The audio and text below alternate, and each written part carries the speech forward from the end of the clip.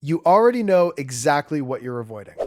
It has a name, a shape, the first step you could take in the next 10 minutes. And you've moved it to tomorrow so many times that tomorrow has started to feel like a real place you'll eventually arrive at.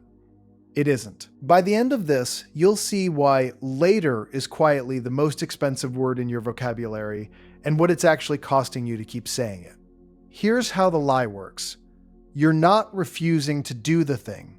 You're just deferring it. That feels harmless, almost responsible. You'll launch the project when you've learned a bit more. You'll start training when work calms down.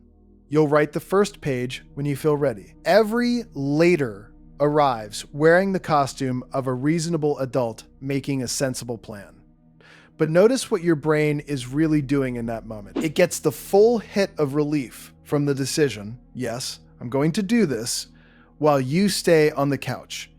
You get to feel like the kind of person who builds things and skip the part where you build. That's the trap. The intention rewards you immediately, so you never need the action. And the bill comes later. Always later. Which is exactly where you've been hiding it. Think about what a single deferral actually removes from your life. Time. You have a finite number of mornings where you're young enough, free enough, and unburdened enough to take a real swing at something. Each one you trade for "I'll start next week" is gone at full price. You can earn money back. You cannot earn back the version of you who had 4 free evenings a week and chose to scroll through other people's finished work instead of making your own. There's a man named Jeff Olson who wrote about something he called the slight edge. And the idea is almost insultingly simple. The actions that build a life are easy to do. They're also easy to skip.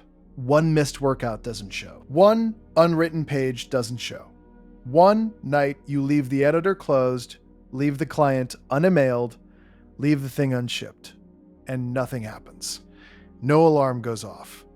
That silence is the whole problem, because compounding stays quiet. It just runs in whichever direction you've pointed it. Picture 2 people, same age, same starting point, same raw ability. One writes 100 words a day. One waits until the conditions are right to write a lot at once.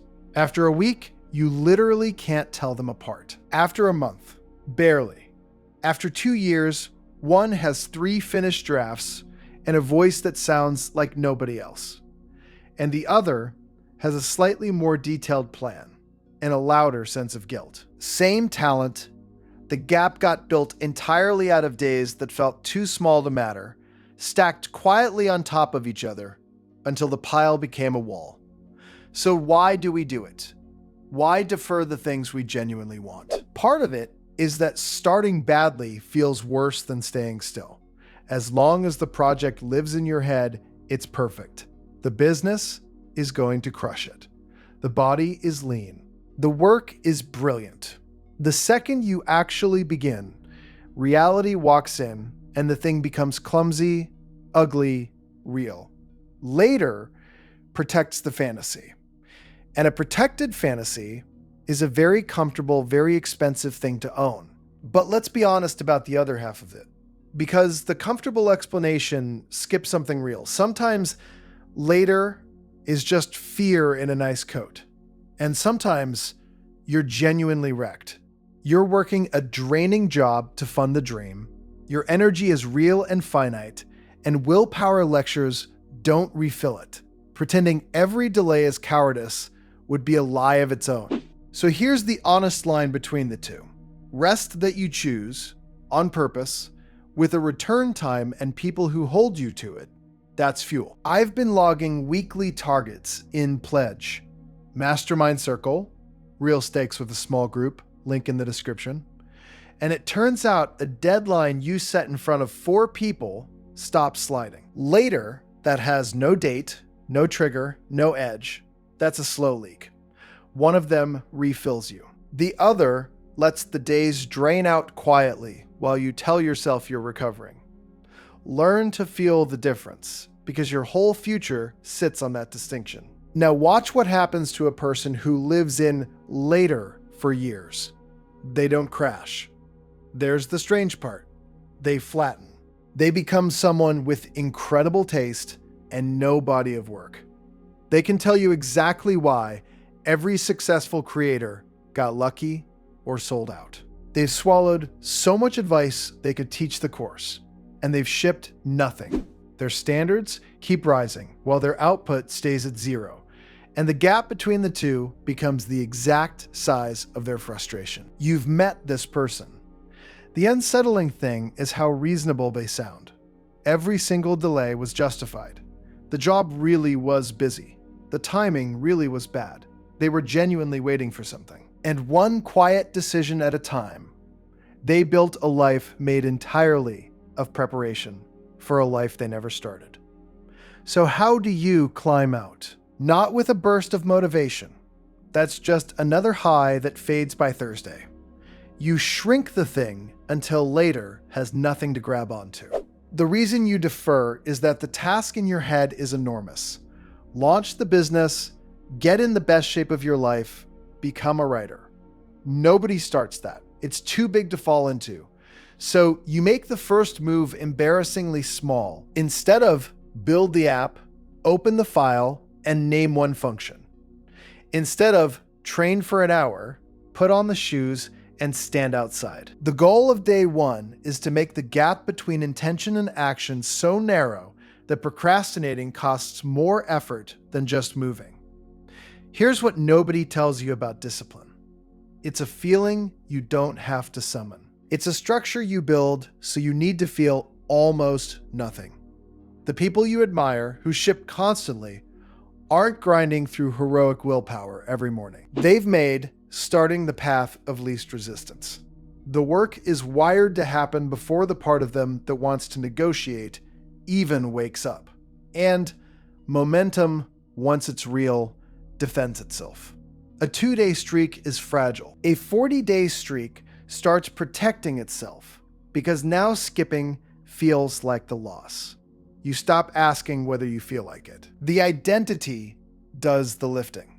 You become someone who writes, and writers write today, not in some better rested future. There's a second cost to later that's easy to miss, and it's the one that actually hurts. Every time you defer, you teach yourself in a small but permanent way that your word to yourself means nothing. You said you'd start Monday. Monday came. You stayed put. Your brain filed that away. Do it enough, and you stop believing your own promises. And once that trust is gone, even your real goals feel like things that happen to other people.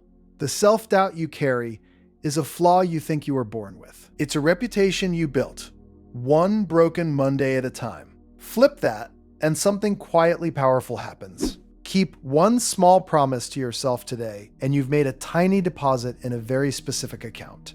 The belief that when you decide something, it gets done. That account is the only real capital you have.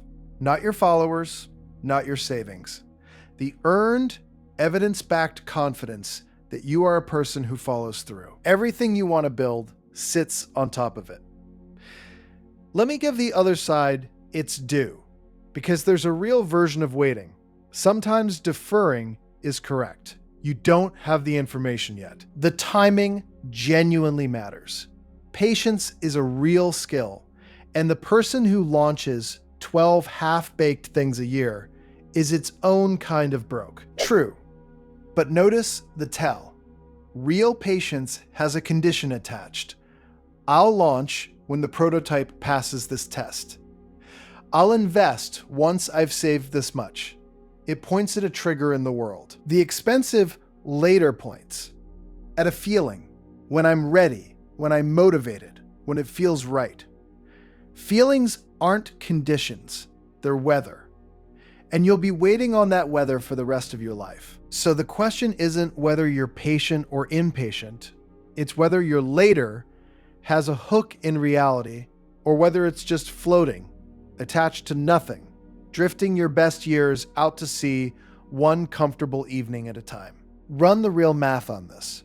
You're somewhere between 19 and 35.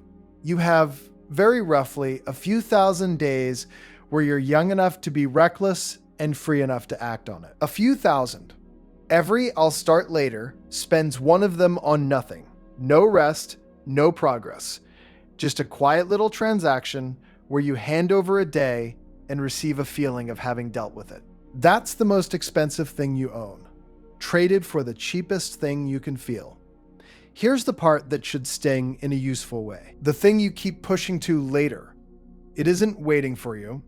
It's not sitting patiently in some warehouse marked your potential, getting safer with age. It's decaying.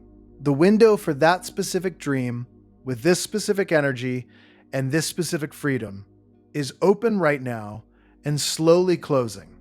And later is just the polite word you use while you watch it shut. You don't need to overhaul your life tonight. That's another fantasy, another way to defer by making the bar impossibly high. Big resolutions are just later in a louder outfit. They sound like commitment and function like an escape hatch. What you need is one act today, small enough that you can't talk yourself out of it, real enough that it proves the promise. Open the file, send the message, do the first set. 5 honest minutes that move a real thing forward that you'd have spent on a feed you won't remember tomorrow. Do that and later loses its grip because you'll have caught it in the act, this thief that's been billing you daily and signing your name to it. Stop paying. The rent on your own life comes due every single morning, and you've been letting tomorrow's version of you cover it. He can't. He's broke too, and he's still waiting on you. Today is the only day that was ever going to do this. So do the small thing now, before the part of you that loves later finishes writing its next excuse.